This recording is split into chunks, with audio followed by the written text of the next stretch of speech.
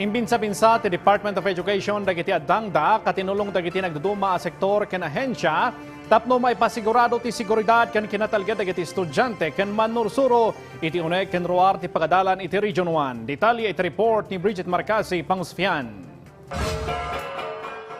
Metal detectors, localized controls kas iti stricto apan nakatingiting kadagiti vehicle passes, kapkapa ken police visibility. Sumagmamanula ang data kadagiti addang dagiti pagadalan iti Region 1 para iti panakaipasigurado ti seguridad iti uneg ken aglawlaw dagiti pagadalan.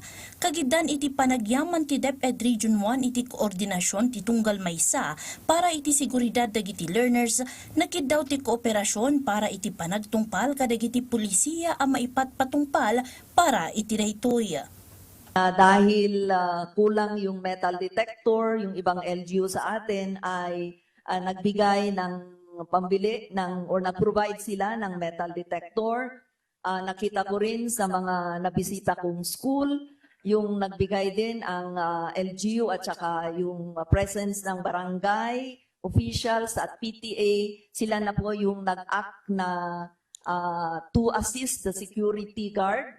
No, dahil wala naman tayong security guard. Manamnamamot ang maipatungpal ita nga aldaw ti roll out ti active shooting drill ngem iti San Carlos City SDO nang ipatungpal dan iti bukod a simulation exercises iti active shooting response.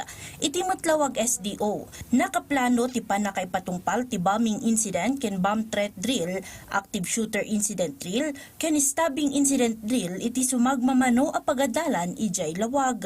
Kagidan iti dayta naibalakad iti masapul anada panangipatungpal kadagiti nasaw a drill tapno saan ang mangitunda iti trauma ng runa kadagiti ubing.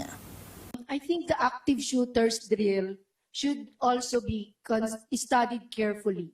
Because even if this is a drill, particularly if it involves younger children, the drill can also be traumatic. Because these are very technical, it's not easy. It's not just like the earthquake drill, which is applicable to all situations. So we really have to be careful. Bridget Marcasi Pangusfian para IT Pagilian.